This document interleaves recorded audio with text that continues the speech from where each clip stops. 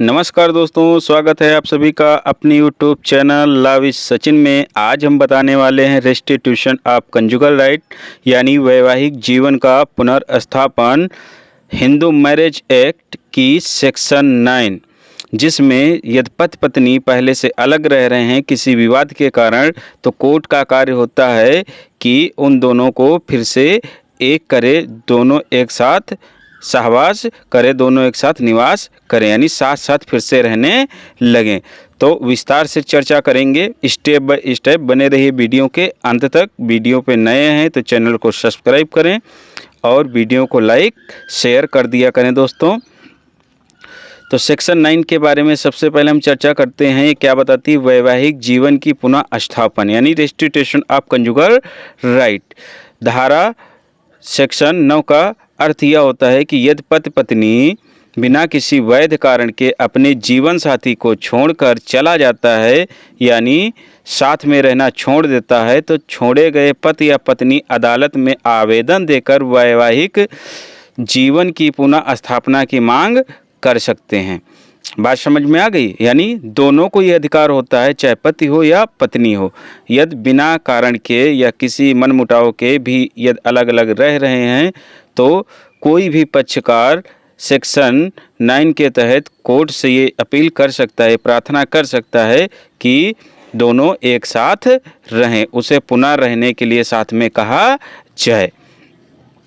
According section 9, यदि कोई विवाह के बाद पति या पत्नी बिना किसी न्यायोचित कारण के दूसरे पक्ष के साथ रहना छोड़ देता है, तो पीड़ित पक्ष जिला न्यायालय में एक आवेदन, जिला न्यायालय यानी पारिवारिक न्यायालय में, प्रस्तुत कर सकता है कि उसका जीवन साथी उसके साथ फिर से वैवाहिक सहवास करे, यानी साथ रहे। यदि अदालत को संतोष होता है, यानी यदि अदालत सेटिस्फाइड हो जाता है कि इस आवेदन में कोई वैध कारण है, तो वह सहवास की पुनः स्थापना का आदेश दे सकती है। यदि कोर्ट संतुष्ट है तो पुनः साथ रहने के लिए क्या कर सकता है? आदेश दे सकता है। इम्पोर्टेंट फैक्ट जान लेते हैं।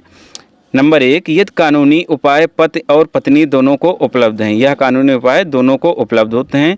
2, यह विवाह बचाने की एक कानूनी कोशिश मानी जाती है, यानी डाइवोर्स के पहले की प्रक्रिया है कि डाइवोर्स ना हो, विवाह बच जाए, वैवाहिक जीवन बचा रहे। 3, इसे तब दायर किया जाता है जब कोई एक पक्ष बिना वैध कारण के यानी मैट्रिमोनियल ड्यूटी से भागता है, यानी वैवाहिक जीवन के दायित्वों से भागता है। तब जो पीड़ित पक्षकार है वो ये अपील करता है कोर्ट से कि हमें साथ रहना है। इम्पॉर्टेंट केस देख लेते हैं, जो लीडिंग केस हैं, जो हमेशा पूछे जाते हैं एग्जाम में, जैसे Shrimati Saroj Rani versus Sudarshan Kumar Chadha, AIR 1984 SC 1562। Supreme court ने कहा कि धारा 9 वैवाहिक संस्था को बचाने का प्रयास है और यह भारतीय संविधान के अनुच्छेद 21 यानी right to life and personal liberty का उल्लंघन नहीं करती। यानी वहीं जहां संविधान का आर्टिकल 21 क्या करता है? प्राण एवं दैहिक स्वतंत्रता प्रदान करता है, यानी हर व्यक्ति अपने आप जीने के लिए क्या है? स्वतंत्र है।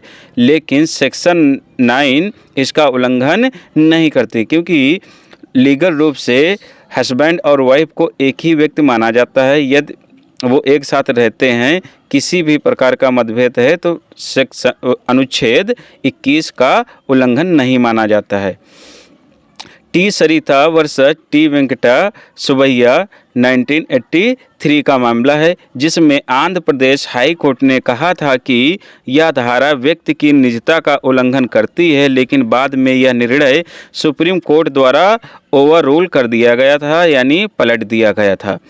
सेक्शन 9 हिंदू मैरिज एक्ट के अंतर्गत याचिका दाखिल करने के लिए शर्तें: विवाह वैध होना चाहिए। यदि कोई पक्षकार सेक्शन 9 का प्रयोग कर रहा है तो उसका विवाह पहले नंबर पे क्या होना चाहिए? वैध होना चाहिए। यदि अवैध है तो वहाँ पे ये सेक्शन 9 लागू नहीं होगी। एक पक्ष बिना उचित कारण के यानी मैट्रिमोनियल होम छोड़ चुका हो, यानी कोई बिना उचित कारण के वो क्या कर चुका हो? ससुराल छोड़ चुका हो। याचिकाकर्ता निर्दोष हो, यानी जो याची है, रिट करता है, वो क्या होना चाहिए? निर्दोष होना चाहिए, उसकी खुद का कोई दोष ना हो। कोर्ट को यह यकीन दिलाया जाए कि वह साथ रहना चाहता है। यदि कोर्ट ने धारा 9 के तहत आदेश दिया है और पालन नहीं हुआ तो उस आदेश की अवहेलना यानी कंटेम्प्ट ऑफ कोर्ट मानी जाएगी। कोर्ट ने साथ रहने को कहा है और साथ नहीं रह रहे हैं तो ये क्या माना जाएगा? कंटेम्प्ट ऑफ कोर्ट है। लंबी अवधि तक पालन न करने पर यह तलाक का आधार बन सकता है, यानी एक डाइवोर्स का ग्राउंड बन सकता है, जिसके आधार पर सेक्शन 1A यानी क्रूरता या सेक्शन 13(2) हिंदू मैरिज एक्ट के अंतर्गत क्या बन सकता है? तलाक का कारण बन सकता है। अब बात करते हैं किन लोगों को सेक्शन 9 हिंदू मैरिज एक्ट का प्रयोग नहीं करना चाहिए, जिनके लिए कोई फ़ायदा नहीं है कि धारा 9 का प्रयोग करें। वो कौन से लोग हैं? आइए उनको विस्तार से चर्चित करते हैं। जहां संबंध पहले से ही टूट चुके हैं या तलाक की स्थिति, यानी वो पति पत्नी जिनमें संबंध पहले से टूट चुके हैं, तलाक की स्थिति पर पहुंच गए हैं, तो यहाँ पर धारा 9 का प्रयोग क्या होगा? टाइम की बर्बादी होगी। यदि आपका पार्टनर पहले से ही साफ कह चुका है कि वह आपके साथ नहीं रहना चाहता या तो रिश्ते में कोई सुधार की संभावना नहीं है, तो सेक्शन 9 सिर्फ समय बर्बाद करेगी, इससे ज़्यादा इसमें कोई रिजल्ट आने वाला नहीं है।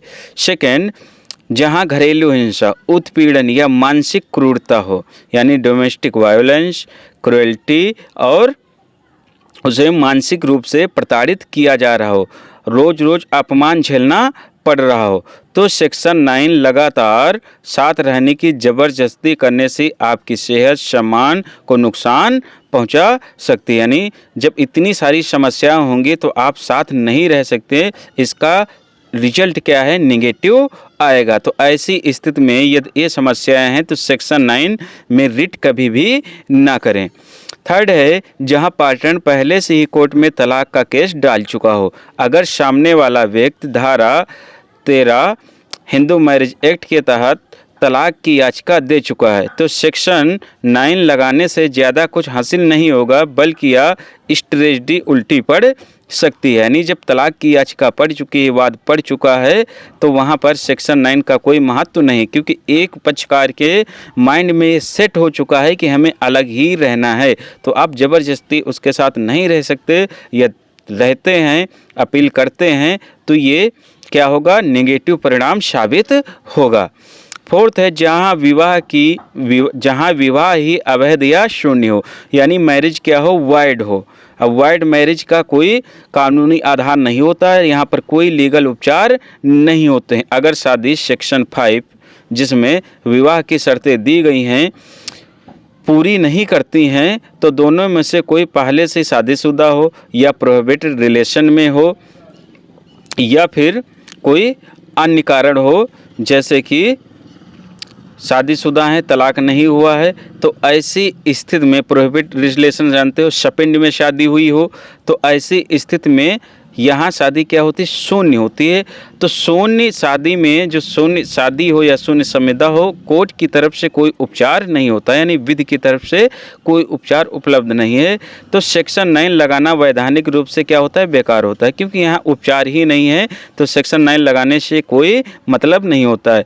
फिर है 5 नंबर, जहां आप खुद मैट्रिमोनियल ऑब्लिगेशन पूरी नहीं कर रहे हैं, यानी आप खुद गलत हैं, जैसे आप ही ने छोड़ा, परित्याग किया या हिंसा की है, तो ऐसी स्थिति में सेक्शन 9 कोर्ट में आपको रिलीफ नहीं देगी, बल्कि आपको उल्टे आरोपी दोषी साबित करेगी, क्योंकि आप क्या हैं? खुद ही गलत हैं।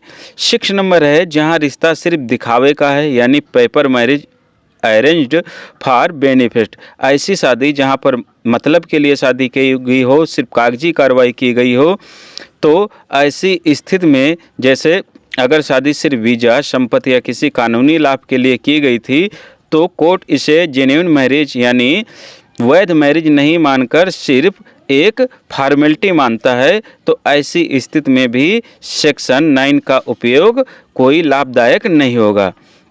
फिर है कुछ सजेशन। सेक्शन 9 एक संवेदनशील और बहुआत्मक रेमेडीज है यानी उपचार है। कभी कभी ये दिखने में वैवाहिक समाधान लगता है, लेकिन हकीकत में ये कानूनी हथियार बन सकता है। तो दोस्तों आज के वीडियो में इतना ही था। वीडियो अच्छा लगा हो तो वीडियो को लाइक, दोस्तों के साथ शेयर करें। चैनल पे नए हैं तो चैनल को सब्सक्राइब करें, बेल आइकन दबाना ना भूलें ताकि वीडियो की नोटिफिकेशन आपके पास पहुंचे सबसे पहले। धन्यवाद दोस्तों। जय हिंद, जय भारत।